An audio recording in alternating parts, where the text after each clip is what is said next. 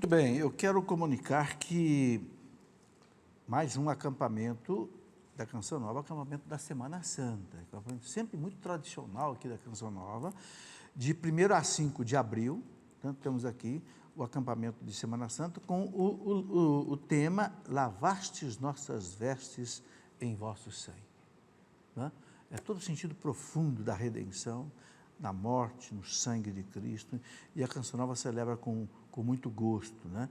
E aqui tem as informações, as participações da Luzia Santiago, eu vou estar também presente, Padre Anderson Marçal, o Márcio Mendes, Eugênio Jorge, Padre Roger Araújo, Padre Roger Luiz, o Diácono Nelson Correia, Salete Ferreira, Padre Fabrício e muito mais gente aí que vai estar participando. Então, de 1º a 5 de abril aqui na Canção Nova. É um acampamento que todo ano tem, bastante conhecido. Quero mostrar aqui rapidamente 3 livrinhos que eu escrevi há muito tempo atrás, mas e que agora nós estamos reeditando. Esse livro, na verdade, eu escrevi há 20 anos atrás. 3 livros, chamam O Caminho da Sabedoria, O Caminho do Amor e O Caminho da Fé.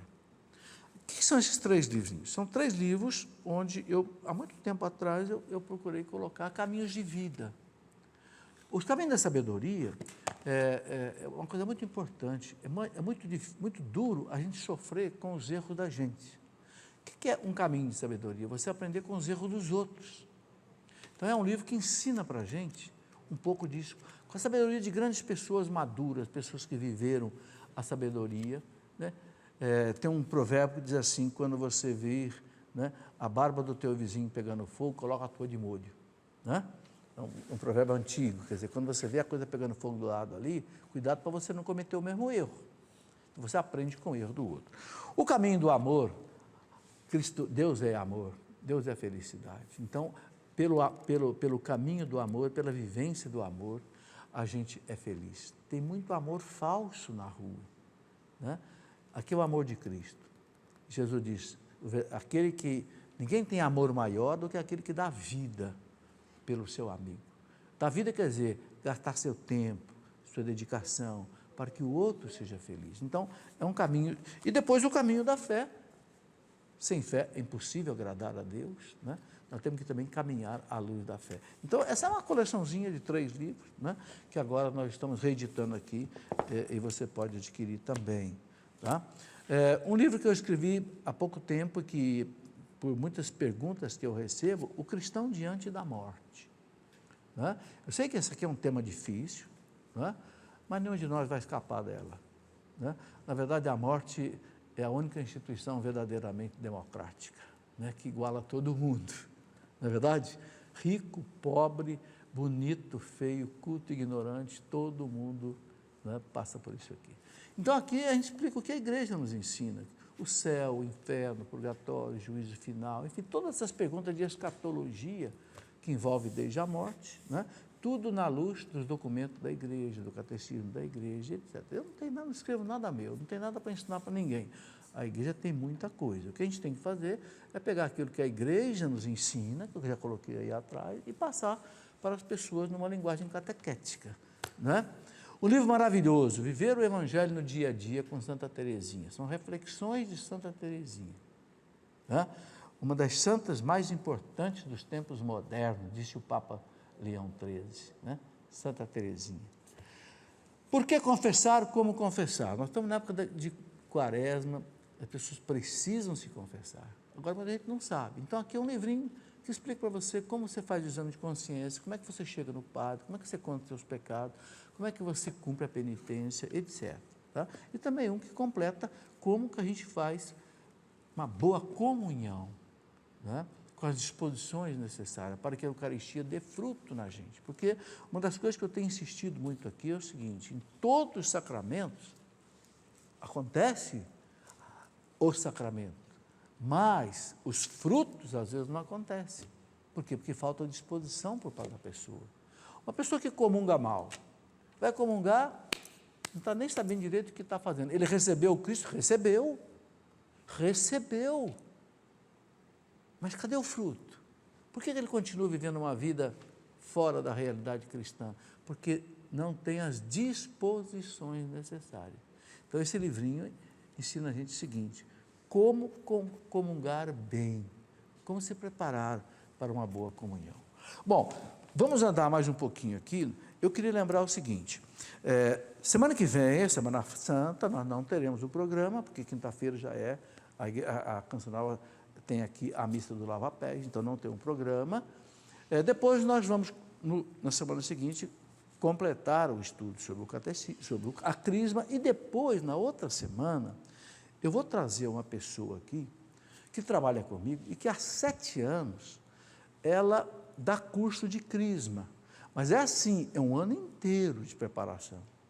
Começa logo depois do carnaval e vai até novembro, quando o bispo de Lorena faz a crisma, na Catedral de Lorena. Então, é uma pessoa que trabalha comigo, a Gabriela, há 7 anos, ela e o marido, trabalham com um grupo assim de 50, 60 jovens.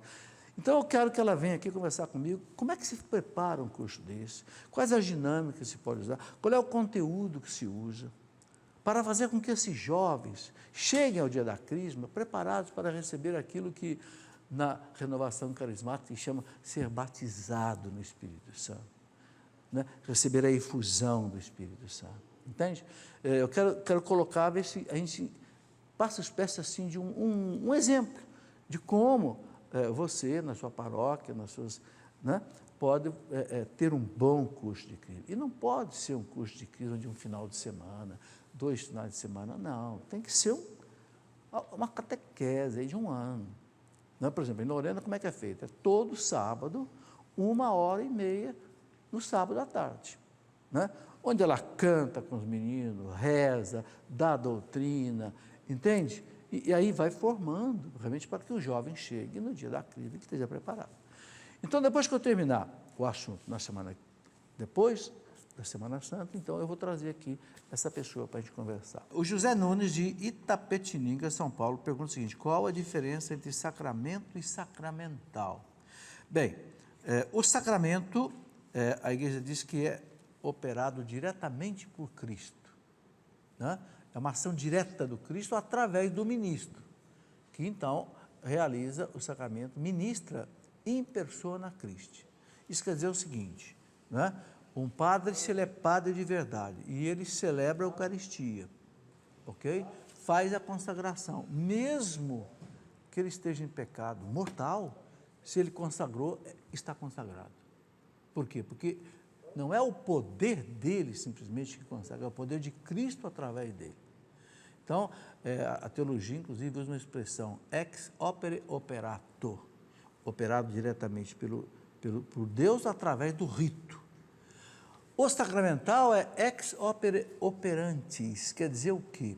Aí depende da fé da pessoa e da fé do ministro, entende? O sacramento não. Mesmo que o fiel não tenha fé, se ele for receber a Eucaristia, ele recebeu o Cristo? Recebeu o Cristo. Por quê? Porque a presença do Cristo na hóstia não depende da fé dele, depende do Cristo, entende?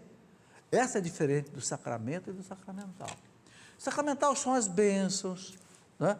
Um crucifixo que você usa, uma imagem que você venera e através dela você tem ali como um sinal sagrado, que operam a graça de Deus também na nossa vida, tá? Daniele Castro, através do Facebook, pergunta o seguinte: a crisma pode acontecer no ato do casamento religioso? Não, não acontece. A crisma, ela é celebrada dentro da missa, né? Mas uma missa de crisma, não é dentro do sacramento religioso, tá? Francisco de Carapicuíba, através de e-mail, pergunta o seguinte: São Cirilo de Jerusalém, que foi lá do século IV, São Cirilo de Jerusalém, ele pregava ali na Basílica do Santo Sepulcro, no século IV. Ele diz: São Cirilo de Jerusalém diz que os dons não são para os indivíduos, e sim para a igreja. É exatamente o que eu expliquei. Os dons carismáticos é para a edificação da comunidade, diferente dos dons infusos, que é para a edificação da pessoa, como também os frutos do Espírito Santo. É isso mesmo, ok? Não está errado, não tem nada diferente do que eu falei, não. Irã Vieira, de Ibiúna, São Paulo, através de e-mail, pergunta o seguinte: a partir de que ano a crisma foi instituída na igreja oficialmente. O Irã, desde o templo dos apóstolos. Por que a crisma é um sacramento? A igreja entendeu. Posso mostrar aqui para você, nos Atos dos Apóstolos, no capítulo 8 dos Atos dos Apóstolos, quando houve aquela perseguição terrível em Jerusalém, mataram São Tiago Maior, então a igreja se espalhou pela Samaria, pela Antioquia, etc., etc. Não é? Alguns discípulos foram para Samaria.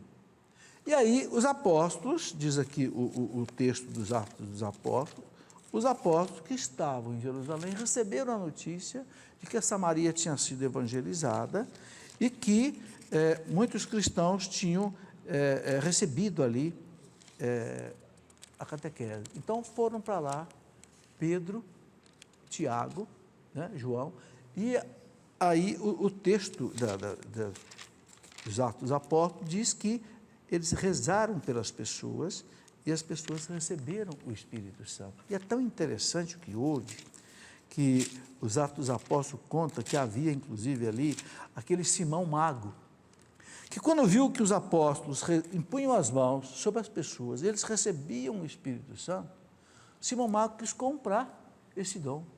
Ora, o que esse Simão Mago, que depois recebeu uma repreensão severa de São Pedro, o que o Simão Mago percebeu?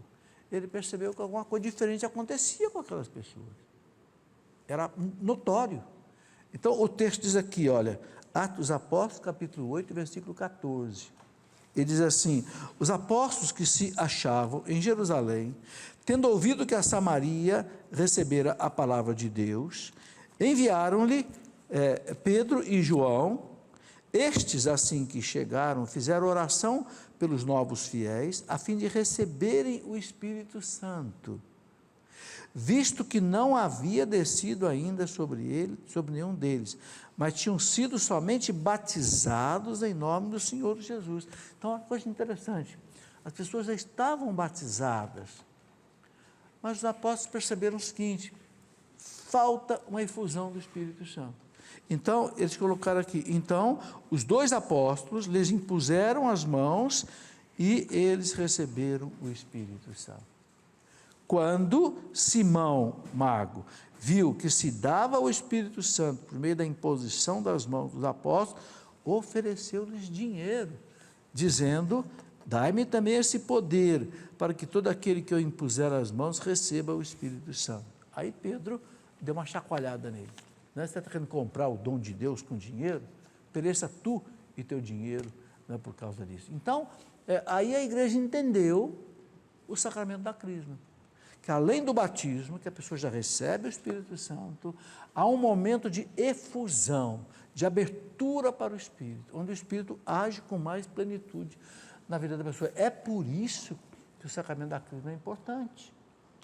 Muita gente pensa que não, eu não fui crismado, não vou ser crismado de jeito nenhum. Não é facultativo, é compulsório, é obrigatório que o cristão católico receba essa efusão do Espírito Santo. Bom, então, aqui, Antônio Celso de Andrade tem como me explicar o que o Espírito Santo nos concede? A cada pessoa, os dons e talentos são ótimos, mas diferentes. Quais são esses dons e talentos do Espírito Santo? Antônio, São Paulo diz que o Espírito sopra onde quer. A um dá um dom de pregação, a outro dá um dom de sabedoria, de ciência, outro dá o dom de interpretação das línguas, outro dom das línguas. Então, ele sopra onde quer. Agora, tudo é dom de Deus. O importante é, como dizia Santa Catarina de Sena, né? A gente não ser um ladrão da glória de Deus. Achar que porque eu faço alguma coisa na igreja, bom, o mérito é meu, não, é dom de Deus. Né? O apóstolo diz, Tiago, todo dom perfeito, toda dádiva boa desce do Pai do céu, né? Para nós. Muito bem, tem mais duas perguntas aqui, mas já estou recebendo aqui a informação que o meu tempo terminou. Eu vou deixar então aqui para a semana que vem, a pergunta da Albertina de Brasília e da Maria de Fátima de Assis. Eu vou guardar aqui essa pergunta para a semana que vem. Bom, muito obrigado a vocês que vieram participar aqui ao vivo. Desculpa a interrupção que nós tivemos aí por problema técnico, vocês de casa também. E eu quero pedir agora, então, aos nossos queridos sacerdotes, diáconos que nos acompanham, quem sabe até algum bispo, né, que nos dê, então, a sua bênção. Aí é um sacramental. Pode ser dado à distância, o sacramento não pode. O sacramento tem que ser ali, ó, um do lado do outro. Então, coloquem no coração de vocês agora, coloquem diante de Deus a bênção, a graça que você precisa nessa noite, né?